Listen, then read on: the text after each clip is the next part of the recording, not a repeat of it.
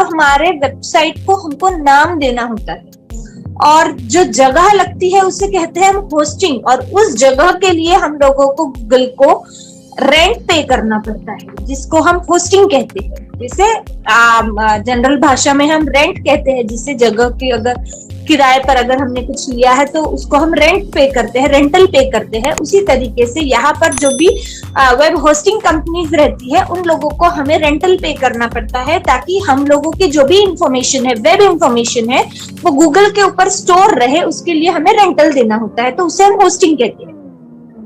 और डोमेन मतलब हमारा नाम, हमारे वो हक की जगह जहां पर हमारा अथॉरिटी रहता है, हम जो चाहे जैसी चाहे वेबसाइट हम यूजर को दे सकते हैं, जो चाहे इंफॉर्मेशन हम यूजर को दे सकते हैं। It's all dependent upon us कि हम लोगों को यूजर को क्या देना है या हमें कौन सा बिजनेस करना है। तो ये बात होगी फ्रेंड डोमेन की। और सबसे पहली बात तो ये डोमेन तो था नहीं, पहले तो सारी जो वेबसाइट्स को एक्सेसिंग किया जाता था वो यूआरएल की मदद से किया जाता था, यूनिफाइड रिसोर्स लोकेटर जिसको कहते थे। बहुत लंबा चौड़ा एक न्यूमेरिक डिजिटल फॉर्म में वो सारी चीजें रहती थी, 9-10 वो डिजिट्स, 9-10 डिजिट्स को हमको याद रखना बहुत मुश्किल होता था। उसके बाद में ये डोमेन नेम सिस्टम आया। डोमेन नेम सिस्टम से क्या हुआ, बहुत सारी चीजें इजी हो गई, और वो जो numeric form, long numeric form of address को कन्वर्ट किया गया डोमेन में, एक सिंपल शॉर्ट नेम में, जिसको हम कहते हैं डोमेन। अब हम OnPassive पर आते हैं। हम लोगों के पास जो है वो www.onpassive.com, ये हमारा रूट डोमेन है, जिसे हम कहते हैं मेन डोमेन है हम लोगों का। सब डोमेन पे आने के पहले मैं डोमेन क्या है वो आप लोगों को यहाँ बता रही हूँ। onpassive.com ये जो हमारी रूट वेबसाइट है, इसको कहते हैं हम डोमेन, ठीक है।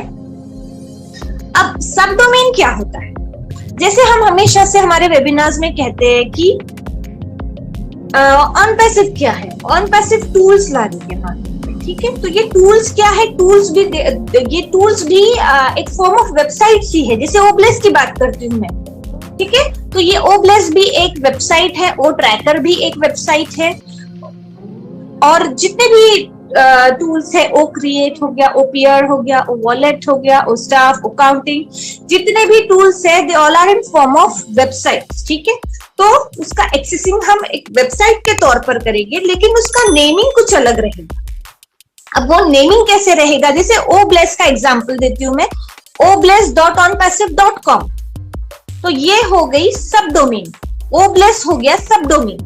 अब ये कैसे होता है, देखिए, जैसे कि हमारा onpassive.com है, जैसे कि हम वो पेज पर जाते हैं, वहां पर कनेक्ट टू सब डोमेन का ऑप्शन आता है। तो कनेक्ट पर अगर हम क्लिक करते हैं तो जैसे नीचे स्क्रॉल डाउन करते हैं तो वहां ऑप्शन आता है हम लोगों को कि आपको सब डोमेन अगर कुछ बनाना है तो वहां पर आप बना सकते हैं। सो इसी तरीके से सारी चीजें होने वाली है फ्रेंड्स। सो obless.onpassive.com, तो obless हो गया उसका सब डोमेन। उसके बाद oconnect.onpassive.com, oconnect हो गया उसका सब डोमेन। owallet.onpassive.com, वो हो गया उसका सब डोमेन। सब डोमेन मीन्स क्या, कि ऐसा डोमेन जो कि पूरी तरीके से अलग रहने वाला है रूट डोमेन से, मतलब जो डोमेन है हमारा उससे बिल्कुल डिफरेंट रहने वाला है सब डोमेन। इंफॉर्मेशंस दोनों वेबसाइट्स पर डिफरेंट रहने वाली है। तो इसका फायदा कैसे होगा, देखिए, हम लोगों का पहला टारगेट रहता है ऑनलाइन बिजनेस में टारगेटेड ट्रैफिक को टारगेट करना, ठीक है।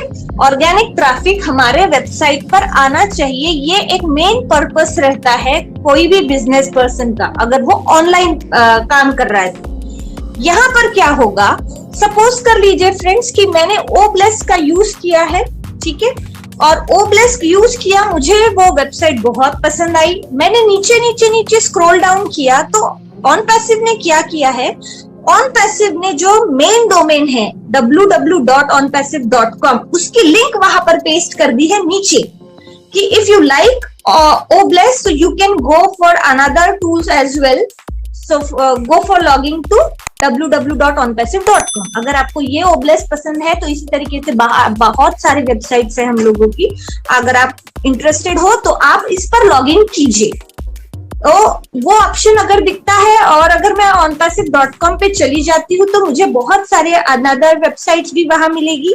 तो मैं वहां पर सर्च करूंगी तो होगा क्या, ओब्लेस के लिए तो ट्रैफिक मिल गया onpassive को मेरे जरिए, ठीक है। उसके बाद मैं रूट जो है onpassive.com की जो वेबसाइट में वहां पर भी चली गई क्योंकि बैकलिंक शेयर की गई थी रूट डोमेन की, मैं वहां पर चली गई, वहां पर भी एक ट्रैफिक काउंट किया गया मेरे नाम का। उसके बाद अगर मैंने वो ट्रैकर पर क्लिक किया, मुझे अच्छा लगा तो वहां पर भी, मतलब एक यूजर आ रहा है एक वेबसाइट के लिए और बैकलिंक शेयरिंग से क्या हो रहा है, बैकलिंक शेयरिंग से मजबूती मिल गई है हमारे मेन डोमेन को, जो हमारा मेन डोमेन है। मतलब सब डोमेन से क्या हो रहा है, सब डोमेन से जो एक कंज्यूमर आ रहा है वो कंज्यूमर डाइवर्ट हो रहा है अनदर वेबसाइट्स पर भी, आइदर वो सब डोमेन्स रहे या मेन डोमेन रहे। तो पर्पस क्या है कंपनी का कि जितना हो सके उतना ज्यादा से ज्यादा ट्रैफिक onpassive को मिले। अब मैं सेकेंड एग्जांपल देती हूँ आपको कि ओ फाउंडर है एक पार्ट हमारे onpassive का, ठीक है, वो भी एक onpassive की वेबसाइट है। उसके बाद में हमारे ऑफिशियल ब्लॉग्स भी है onpassive के, ठीक है। सो ये कहीं ना कहीं दोनों कनेक्शन में है।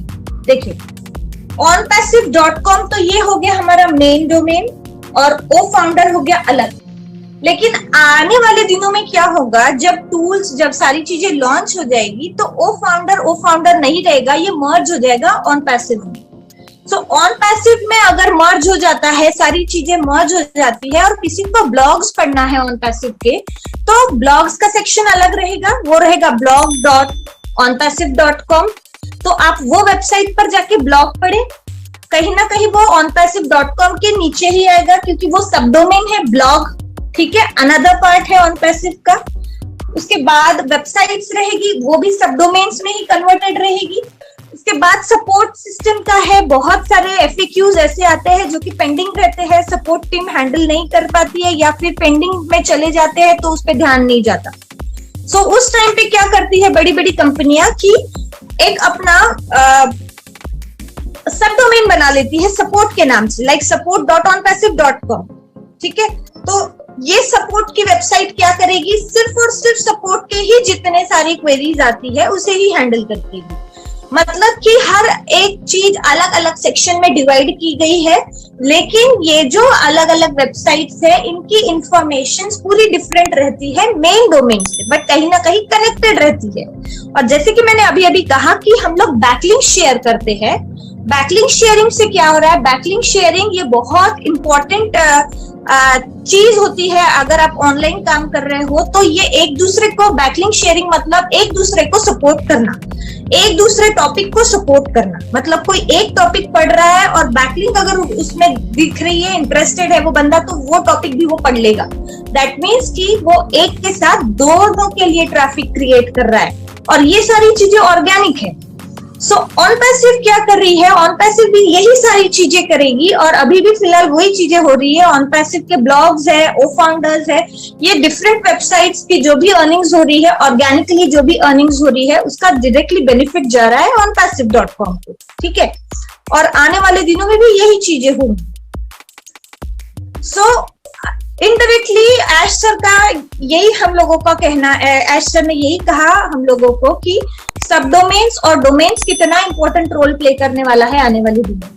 उसके बाद में हम लोग हमेशा से ये कहते आए हैं हमारे वेबिनार्स में कि हम लोगों के नाम की भी वेबसाइट बनेगी।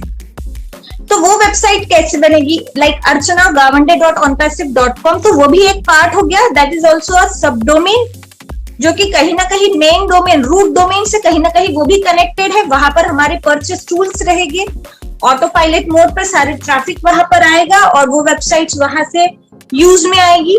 सो ये जो हमारे नाम की वेबसाइट्स जो भी बनने वाली है उसका पर्पस क्या है कि हम लोगों का जितना ट्रैफिक आ रहा है उतना पार्ट ऑफ कमीशन हम लोगों के वॉलेट में जनरेट करने के लिए हम लोगों का भी एक सब डोमेन बनने वाला है, सिंपल एंड शॉर्ट। तो सोचिए फ्रेंड्स, यहाँ पे डोमेन एक रहने वाला है और सब डोमेन्स कितने रहने वाले हैं। ऑफिशियली देखा जाए तो एक ब्लॉग का डोमेन रहेगा, एक सपोर्ट का डोमेन रहेगा, जितने भी टूल्स है हम लोगों के, उतने डिफरेंट डिफरेंट वेबसाइट्स के भी सब डोमेन्स रहेंगे। और जो फिलहाल as a customer support buildup किया गया है ऑनपैसिव के द्वारा, 12 लाख फाउंडर्स जो भी है उनके नाम के भी सब डोमेन्स बनेंगे। सो कहीं ना कहीं क्या होगा कि इसका टोटल जो बेनिफिट है एज अ ऑर्गेनिक ट्रैफिक जिसको मैं कहूंगी, उसका डायरेक्टली बेनिफिट कंपनी को होगा और इनडायरेक्टली वो कहीं ना कहीं हमारे थ्रू होने वाला है। सो यही सारी चीजें हैं फ्रेंड्स जो ऑनलाइन होती है और जो ऑनपैसिव भी करने वाली है अपने साथ।